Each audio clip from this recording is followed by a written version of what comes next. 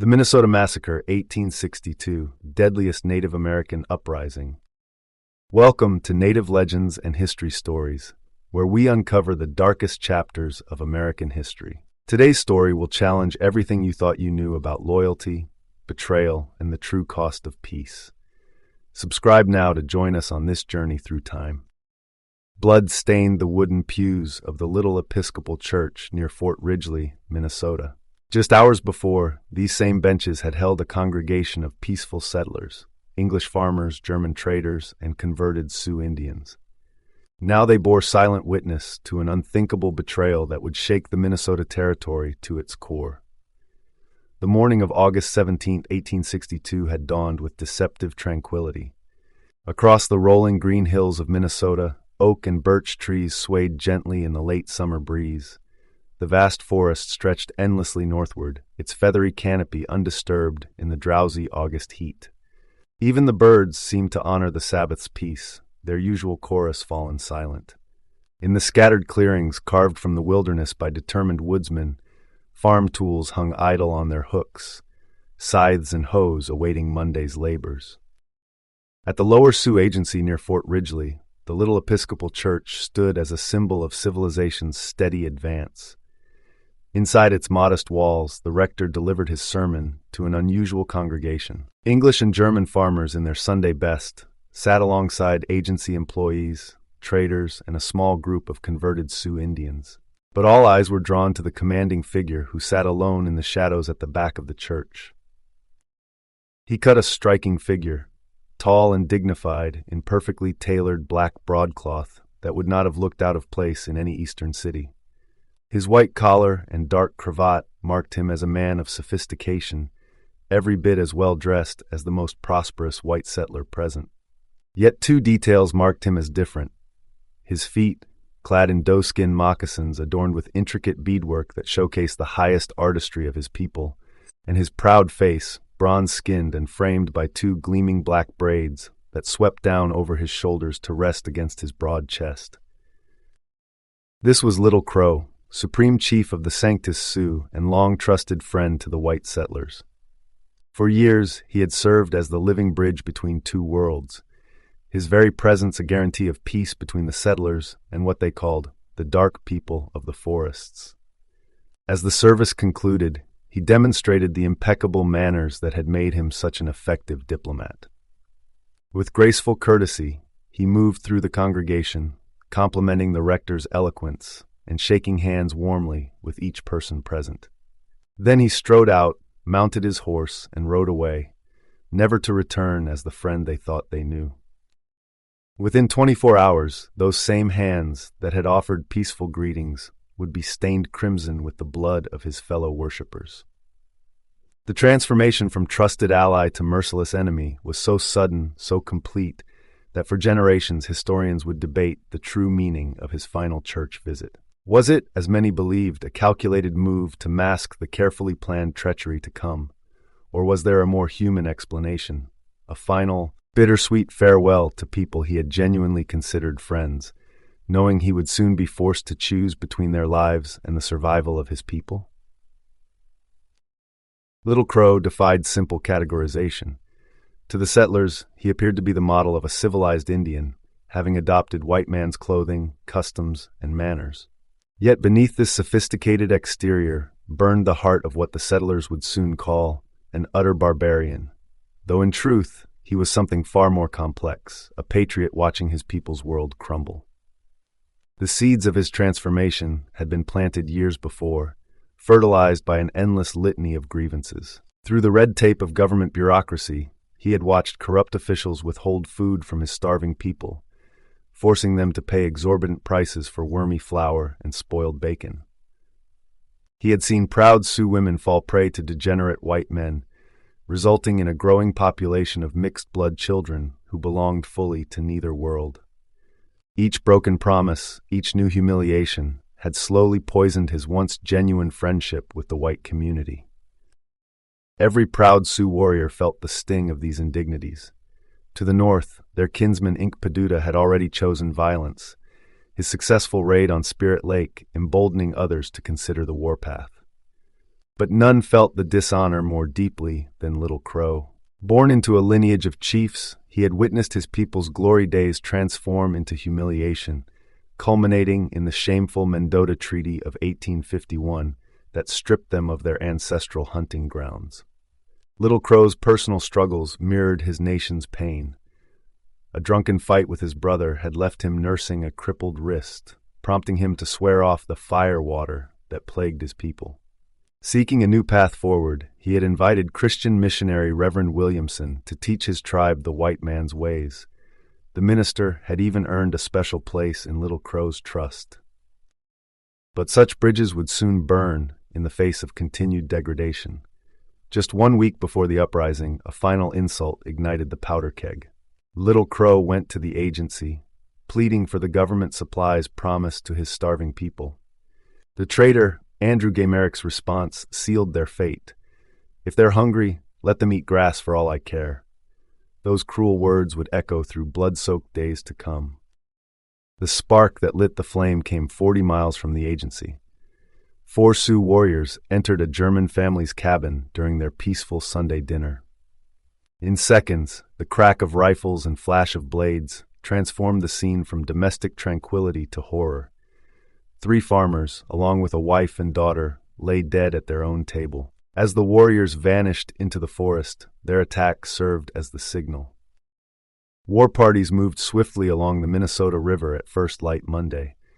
A single gunshot pierced the dawn at the lower agency, followed by the spine-chilling cry of a war whoop.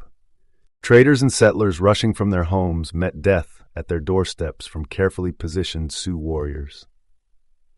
Their vengeance proved personal. Merrick, notorious for his cruelty to Indians, fell before his store.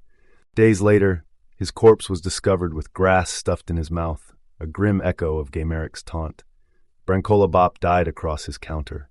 Henry Bellin, James W. Lindy, and 5 other traders and clerks met equally violent ends.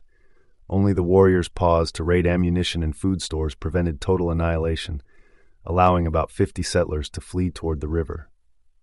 Their escape became a desperate race for survival, led by the courageous ferryman Hubert Millier. He shuttled refugees across until a Sioux bullet found him during his final crossing. 7 more fell during the grueling 15-mile flight to Fort Ridgely, picked off by pursuing warriors. The horror spread like wildfire.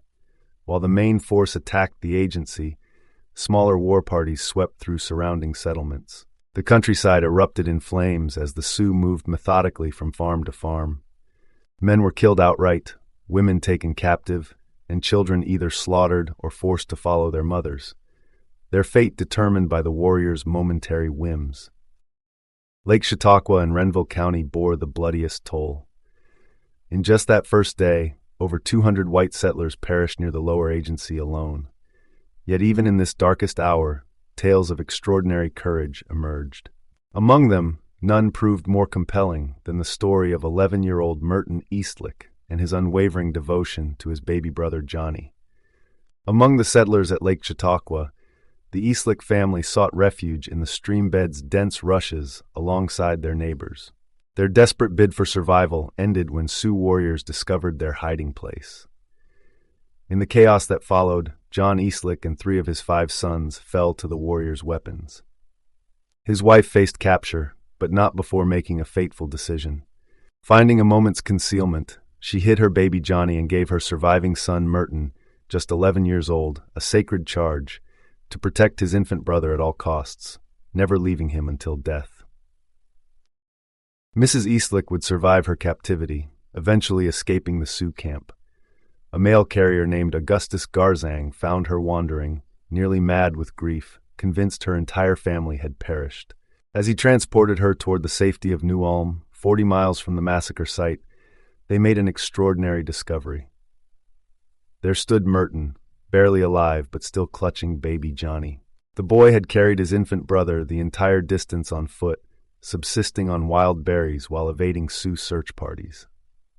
When found, Merton was barely recognizable, an emaciated skeleton with feet rubbed raw from walking, too traumatized to speak for days. Yet he had kept his promise. Both he and Johnny had survived. The true death toll of the uprising would remain forever uncertain. Official Minnesota records documented 644 settlers killed, but hundreds of women and children vanished into captivity. Though 269 would later be rescued after the Battle of Wood Lake, and scores more would escape at various times, many simply disappeared without trace. At Fort Ridgely, 15 miles from the lower agency, Captain John S. Marsh of the 5th Minnesota faced a commander's nightmare. As terrified refugees poured in with tales of massacre, he dispatched an urgent messenger to Fort Snelling, requesting reinforcements.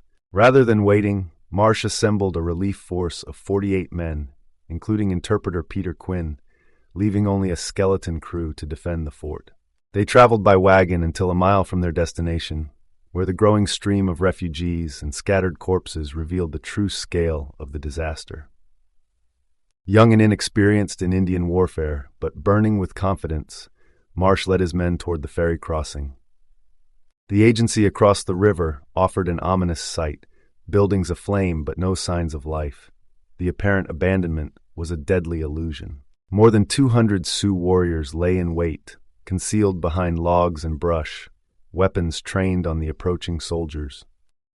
A familiar figure emerged from the burning settlement, White Dog, a sub-chief known to the fort's garrison. He beckoned the soldiers to cross. As Marsh hesitated, weighing the invitation, a separate Sioux party silently forded the river downstream, moving to flank his position. White Dog raised his arm in signal.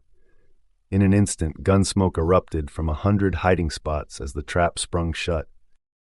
6 soldiers fell immediately, including Quinn, whose body was riddled with 12 bullets. The flanking force opened fire simultaneously, catching the soldiers in a deadly crossfire. Marsh attempted a charge into the thicket, but quickly realized the futility. He ordered his men to return fire before calling a retreat. For a full hour, the diminishing band of soldiers fought a losing battle against overwhelming odds. They sought cover in the riverside timber, gradually falling back along the stream under relentless Sioux pressure. Finally, Marsh determined their only hope lay in crossing the river. Leading by example, he plunged into the swift current, only to be caught in its grip and dragged under, never to resurface. His men, many wounded and all exhausted, endured a harrowing fighting retreat almost to the fort's walls. Of the 48 soldiers who had marched out that morning, exactly half would never return. The night that followed at Fort Ridgely was filled with terror as the survivors contemplated the fate of their fallen captain and comrades. Inside Fort Ridgely, Lieutenant Thomas P. Gare faced an impossible situation. With Captain Marsh's death leaving him in command, he had only a pitifully small garrison, barely enough men to man the walls, let alone protect the growing number of civilians seeking shelter within. Scores of women and children huddled in the fort's buildings, their terror growing with each passing hour. Throughout that endless night, women approached their menfolk with haunting requests, begging to be shot rather than face capture by the Sioux. Every unexpected sound, every shadow at the wall triggered waves of hysteria through the fort. A dozen false alarms sent soldiers scrambling to their positions, leaving everyone exhausted and even more on edge, though mercifully no attack came under cover of darkness. Dawn brought no respite, only more refugees streaming through the gates. They arrived in small groups and alone, some wounded, all bearing tales of horror that further demoralized those within. The fort's wooden walls, initially built more for show than siege, now seemed terrifyingly inadequate. Gare knew with crushing certainty that if Little Crow launched an attack now, nothing could prevent a wholesale massacre. The fort's defenses were simply too weak, its defenders too few. The young lieutenant's boots wore an endless path across the parade ground as he assessed their meager fortifications, painfully aware of each vulnerability. Salvation arrived at noon, heralded by a sentry's challenge that transformed mid-word into a joyous shout. Lieutenant Timothy J. Sheehan's detachment appeared on the northern road, double-timing toward the fort with military precision. 5 grueling hours later, a second unit emerged from the south, their uniforms caked with dust from their 40-mile forced march through the night. The fort's population now swelled beyond 250 refugees, but among them were several hardy settlers who stepped forward to volunteer. Their familiarity with Indian warfare, making them particularly valuable additions to the garrison. Sheehan, assuming command as senior officer, worked tirelessly to organize his combined force of 180 men. Every moment of respite was devoted to strengthening the fort's defenses, reinforcing walls, stockpiling ammunition, positioning weapons. Yet still the Sioux held back, their apparent hesitation more unnerving than an immediate attack. The assault finally came on the morning of August 20th, beginning with an unexpected gesture of parley. A solitary rider approached from the west, Little Crow himself, mounted on a magnificent horse that showcased his status as a chief. His request for a conference was delivered with the same diplomatic grace he had shown in peacetime, but it was merely a masterful feint. Even as he spoke, drawing all eyes to his impressive figure, hundreds of warriors silently took position on the fort's opposite side. The trap sprung with devastating force. A thunderous volley of gunfire erupted from the east, and Little Crow wheeled his mount with practiced ease, galloping for cover. Hundreds of Sioux warriors emerged from concealment, their war cries splitting the morning air as they stormed the outer defenses. The sheer ferocity of their charge sent unprepared soldiers fleeing in chaos, Sioux tomahawks flashing in their wake. The warriors' momentum proved unstoppable. They crashed through the first defensive line, and in a stunning display of martial prowess, breached the second line of fortifications. The situation deteriorated rapidly as the Sioux seized control of the log houses forming the fort's north wall. This foothold gave them a commanding position from which to rain fire down on the defenders below. Within minutes, they threatened to overwhelm the entire garrison. Sheehan, displaying remarkable courage under fire, rallied his men on the parade ground for what he knew must be their final stand. If they broke here, the fort would fall. Already 2 soldiers lay writhing in the dust, struck down by precise Sioux fire. As more warriors emerged from the captured buildings, forming up for another charge, Sheehan's inexperienced troops began to waver, their resolve crumbling in the face of such overwhelming odds. In this moment of supreme crisis, an unlikely hero emerged from the garrison's ranks. Sergeant Jones, a veteran artilleryman whose unremarkable name had never suggested the crucial role he would play, remembered the fort's neglected artillery pieces. During his tenure at what had once been an artillery post, Jones had convinced his superiors to let him train infantry volunteers in basic cannon operations, ostensibly to break the monotony of garrison life, though his dedication to the task suggested deeper professional pride.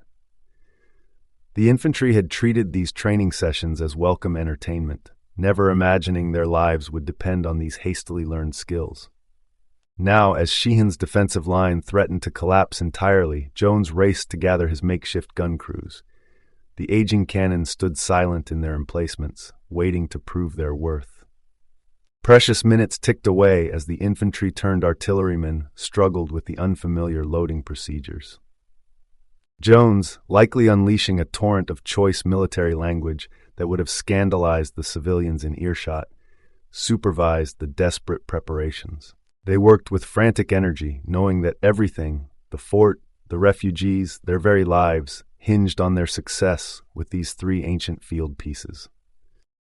The fate of Fort Ridgely hung by a thread. In the south buildings, Sergeant Jones's wife and children huddled with other civilians, their fate resting on his crew's ability to operate the ancient artillery. Time seemed to crystallize into a single moment of crisis. Sheehan watched helplessly as his recruits broke formation. Little Crow's warriors unleashed triumphant war cries as they surged forward for the kill, and women's screams of terror pierced the air from the south fort. Then the first cannon roared to life, its thunderous voice drowning out all other sounds. A deadly shower of improvised ammunition, mismatched cannonballs, canister shot, and solid projectiles hurtled across the parade ground, tearing into the advancing Sioux ranks. Without pausing to assess the damage, Jones and his crew worked with desperate speed to load a second round. Sweat poured down their faces as they rammed the charge home, every second precious. The second volley erupted with even greater effect. Though the Sioux had bravely weathered rifle fire throughout the attack, the artillery's devastating impact shook their resolve. Warriors who had fearlessly charged rifle positions now faltered before these wagon guns that dealt death in wholesale lots. As Jones's crew unleashed a third thunderous barrage, the Sioux line crumbled. Warriors who moments before had been charging victoriously now fled in panic, pursued by the elated cheers of soldiers who had nearly given up hope. While Fort Ridgely had been saved, the danger had not passed. The Sioux maintained their siege, probing the defenses and attempting another assault the following morning. But now the artillery held mastery of the battlefield. Before the warriors could properly form up, Sergeant Jones's crews sent precise volleys into their ranks, shattering their formations and sending them scattering for cover. The fort's successful defense came at a cost. Little Crow himself had been wounded during the first day's fighting.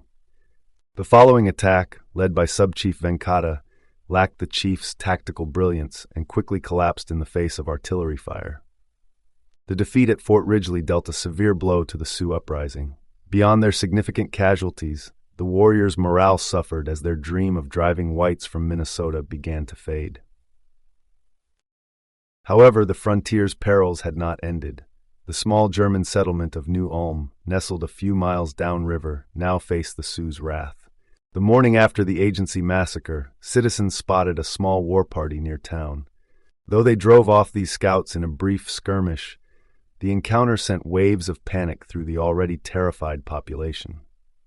Help arrived in the form of Judge Charles E. Flandreau of the Supreme Court and former Sheriff Boardman of St. Peter's, who rode in with a volunteer company. The town enjoyed a brief respite while Little Crow focused on Fort Ridgely, but the Sioux had not forgotten New Ulm. Despite their setback at the fort, the warriors regrouped for an assault on the settlement. Early Saturday morning, columns of smoke from burning buildings upriver heralded their approach. Judge Flandreau, whose commanding personality naturally drew others to follow, took charge of the defense. He positioned his 250 fighting men on the prairie half a mile west of town, where by 10 o'clock they were already exchanging fire with Little Crow's advance guard. What followed was both terrifying and magnificent. 500 Sioux warriors emerged from the woods in full battle regalia, feathered headdresses streaming, war paint gleaming, and intricate beadwork catching the sun. They spread across the prairie like an enormous fan, the formation's deadly beauty masking its lethal purpose. As they came within rifle range, the entire force charged forward as one. The sight proved too much for Flandreau's inexperienced defenders. The warriors' fearsome appearance, their war cries, paint, and the thundering hooves of hundreds of horses sent the recruits falling back in confusion. Despite the judge's desperate attempts to rally them, a few more blood-curdling whoops shattered what remained of their courage. The entire line collapsed, abandoning the town's outer buildings to the attackers. Within minutes, the Sioux had turned New Ulm's own homes into firing positions, shooting at citizens from windows and doorways they had defended moments before. Judge Flandreau's desperate ride up the hill turned the tide of battle. His commanding presence and fierce determination rallied the scattered defenders, transforming their retreat into a determined stand. The air filled with the continuous crack of rifle fire as both sides engaged in a deadly duel. Though vastly outnumbered, the settlers held their positions. The Sioux's tactical brilliance soon became apparent. While the defenders focused on the frontal assault, warriors had slipped through their lines to attack the town's vulnerable underbelly. Thick smoke began rising from the lower quarter of New Ulm. The Indians had set buildings ablaze, using the smoke as cover for their advance. The strategy proved devastatingly effective. Within minutes, flames engulfed the entire lower section of town, forcing defenders to fight not only the Sioux but also spreading fires. The cost in lives mounted. Captain William Dodd, Flandreau's trusted second-in-command, fell dead while directing the defense. Captain Saunders took a bullet through his torso, his critical wounds further depleting the settlement's already thin leadership. Meanwhile, Little Crow demonstrated his tactical mastery, using the smoke screen to mass his warriors behind houses near the river. The morning's near success had convinced him that one more powerful thrust would shatter the white defenders. But the prolonged battle had transformed Flandreau's raw recruits into seasoned fighters. Hours under fire had steadied their nerves and sharpened their aim. When the Sioux launched their second major charge, they met a wall of concentrated rifle fire that stopped them in their tracks. As the warriors began to withdraw, Flandreau seized the moment. Leading from the front, he launched a fierce counterattack that caught the Sioux completely off guard. The sudden reversal sent the warriors retreating beyond the town limits as evening shadows lengthened across the battlefield. Flandreau used the night's respite wisely. Knowing the Sioux would regroup, he ordered the burning of over 40 buildings on the town's outskirts, denying the enemy potential strongholds for the next day's fight. His men dug a network of defensive trenches and fortified a large brick house into a makeshift fortress, stocking it with ammunition and supplies. The expected dawn attack never came. The Sioux contented themselves with long-range sniping before withdrawing completely by noon. The successful defense of Fort Ridgely and New Ulm marked a turning point, effectively ending Sioux hopes of driving settlers from eastern Minnesota. Yet Little Crow remained unbowed. The vast territories to the north and south, stretching down to Iowa, where Inkpaduta's Spirit Lake Massacre still haunted settlers' memories, offered rich opportunities for continued operations. He led his warriors into the wilderness, well satisfied with their week's work.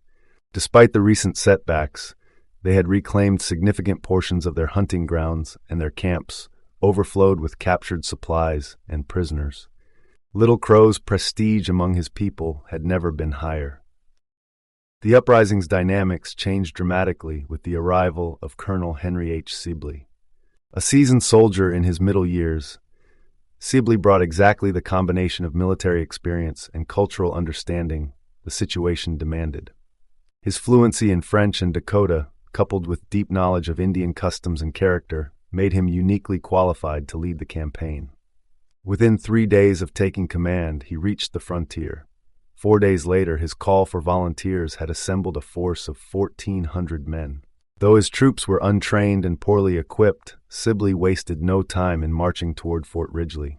The journey became a grim procession as his men performed the solemn duty of burying murdered settlers found along their route. When they finally reached the fort on August 28th, the garrison's reaction revealed the depth of their ordeal. Sibley described the inhabitants as mad with excitement at the sight of relief forces. Without pausing to rest, he pressed on toward the lower agency, reaching it as August drew to a close, ready to take the offensive against Little Crow's forces. At the lower agency, Sibley's men performed the grim task of burying Captain Marsh's fallen soldiers alongside more than 20 murdered citizens. Though evidence of Sioux attacks lay everywhere, burned buildings, ransacked homes, discarded belongings, the warriors themselves remained eerily absent. Major J.R. Brown led a detachment of 200 men westward along the river, conducting burial details while searching for hostile forces. On September 1st, Brown's command made camp at Birch, Coulee, unaware they were being watched. Little Crow's scouts had shadowed their every move, noting the soldiers' casual approach to security and their vulnerable position near the woods. The Sioux chief recognized an opportunity too perfect to ignore. The attack came with the first light of dawn. A single warbling cry shattered the morning stillness, followed instantly by a devastating volley from the birch woods. The carefully aimed fire swept through the unprepared camp with terrible effect.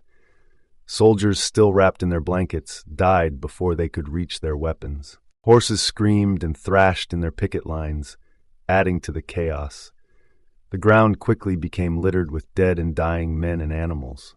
Those who survived the initial onslaught scrambled for cover behind supply wagons, returning fire at muzzle flashes in the woods. What followed was a fierce, close-quarters battle.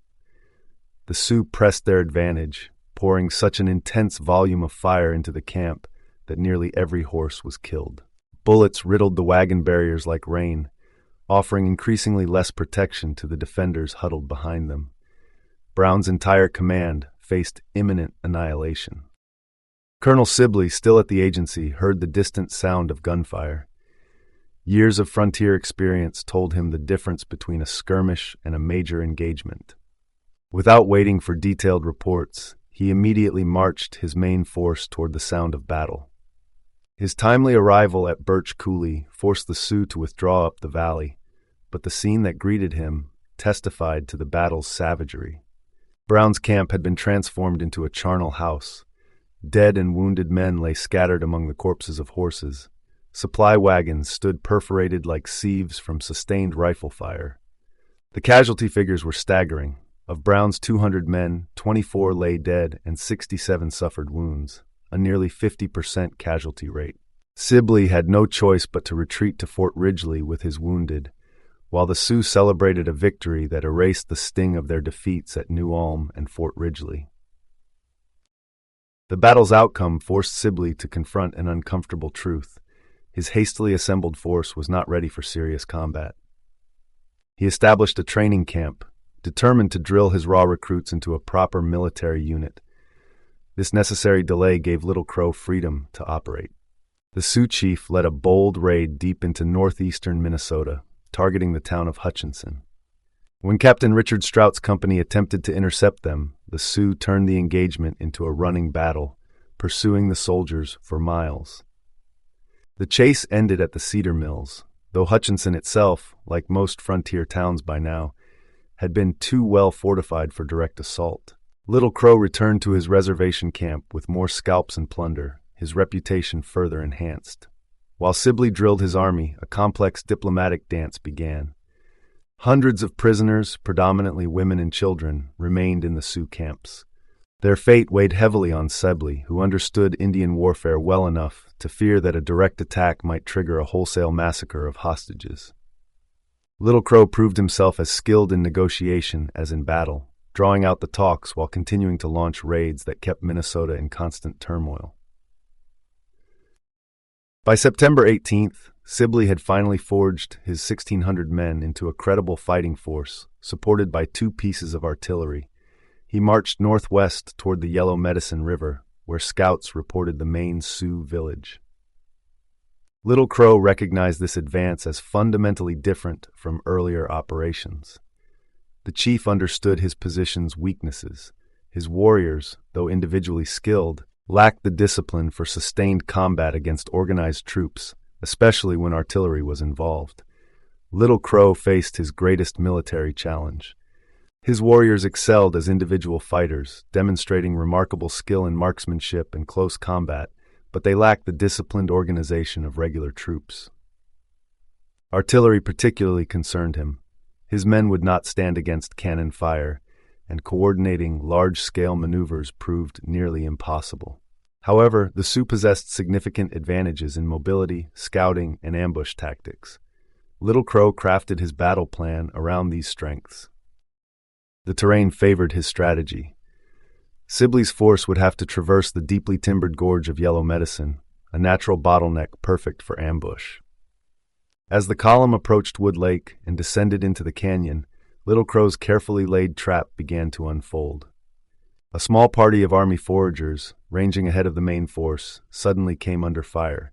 3 soldiers fell, one with a mortal wound. Major Welsh's command double-timed to the rescue, successfully reaching the survivors but quickly finding themselves engaged with a much larger force. The woods ahead erupted with heavy rifle fire, revealing the presence of numerous Sioux warriors. What Welsh couldn't see was the full scope of Little Crow's tactical deployment. The visible forces were merely the anvil.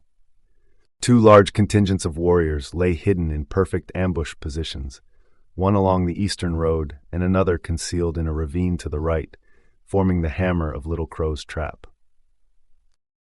The situation deeply unsettled Sibley's inexperienced troops. Though the forest appeared largely empty, the continuous crack of rifles, spurts of gun smoke, and occasional glimpses of darting warriors created an atmosphere of overwhelming tension.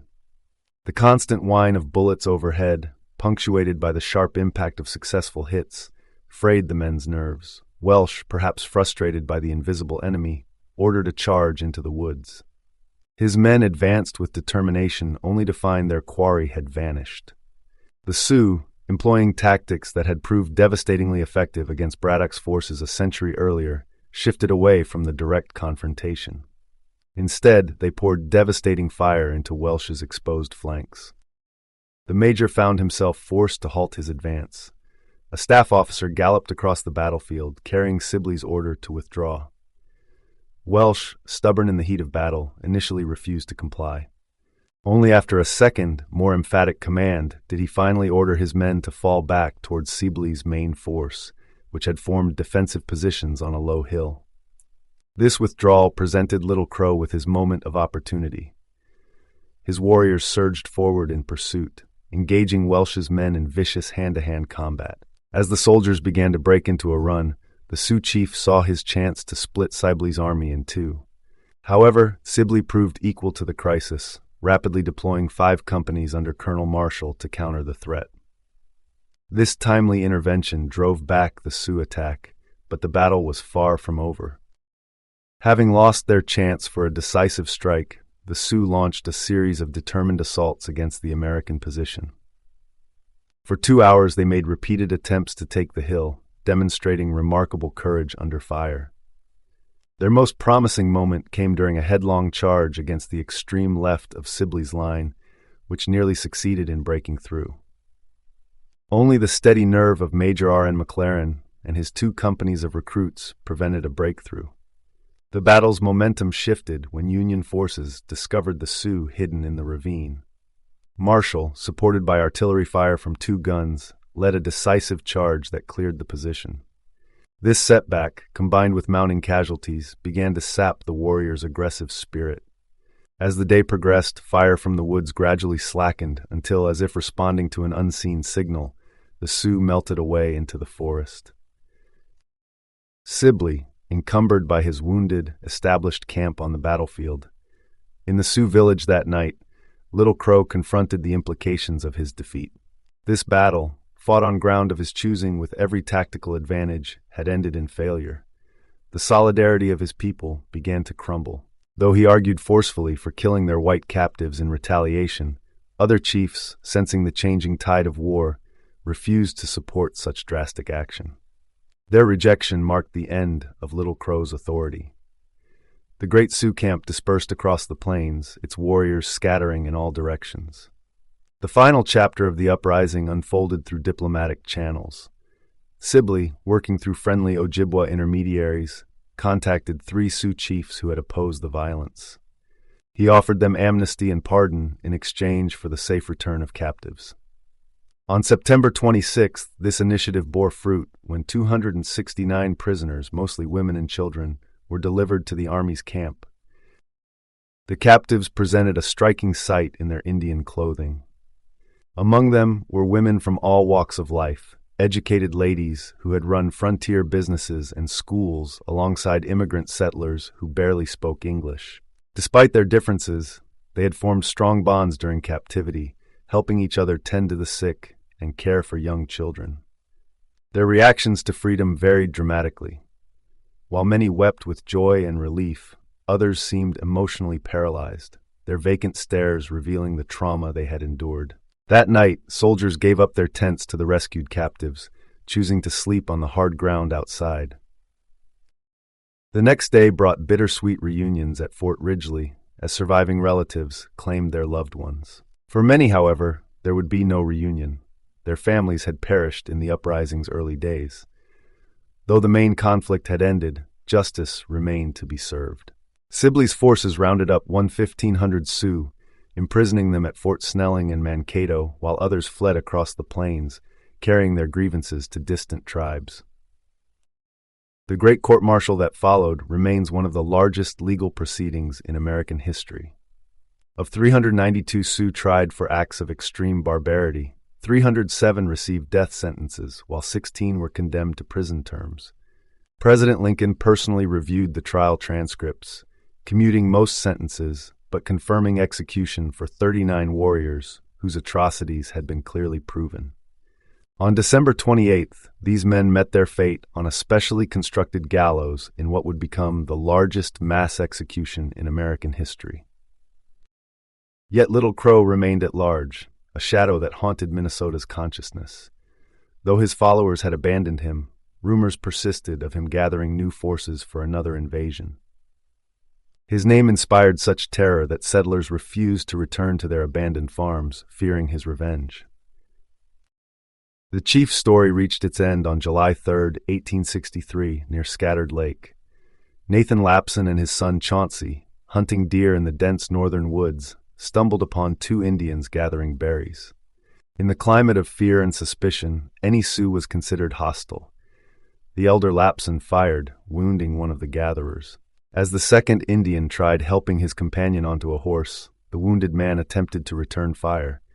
Chauncey Lapson's shot proved fatal. Following frontier custom, the Lapsons scalped the body and transported it to Hutchinson. No one could positively identify the corpse, though some noted a resemblance to Little Crow, despite the unusually light complexion. With little ceremony, the body was discarded in a slaughterhouse's awful pit, an ignominious end for what would prove to be a significant historical figure. The truth emerged through an unexpected source. Among a group of Indians captured near Devil's Lake was a 16-year-old boy who asked to speak with the commanding officer. The youth, identifying himself as Wawir Napsa, Little Crow's son, provided the final chapter of his father's story. His account was simple, yet poignant. After their defeat the previous fall, Little Crow had admitted to his son that he could no longer effectively fight the whites. Instead, he planned to conduct small-scale horse raids before withdrawing permanently from the region. He had asked his son to accompany him, helping to carry their meager possessions. But there were no horses to be found, and hunger drove them to gather berries near Scattered Lake. The young man described his father's final moments with devastating clarity. The first shot struck Little Crow in the side, just above his hip. As he struggled with this wound, a second bullet found him near the shoulder, the fatal shot. His last words were a request for water, after which he died almost immediately. The great chief who had once commanded hundreds of warriors and challenged the might of the United States Army had fallen while picking berries to ward off starvation. After reading his son's statement, Sibley ordered the body exhumed. A distinctive mark confirmed their suspicions: the misshapen right wrist, legacy of a gunshot wound from a long-ago family quarrel. The remains were indeed those of Little Crow, the man who had shaken Minnesota to its core. His death marked a brutal irony. The chief who had dined with governors and debated in councils, who had commanded hundreds of warriors and struck terror into settlers' hearts, died not in glorious battle, but while gathering berries to ward off starvation. His body, stripped of dignity, was cast into a slaughterhouse pit like common waste. Thanks for watching. Join us at Native Legends and History Stories for more untold tales of America's defining moments. Every story matters. Every voice deserves to be heard. Subscribe now and be part of our journey through history.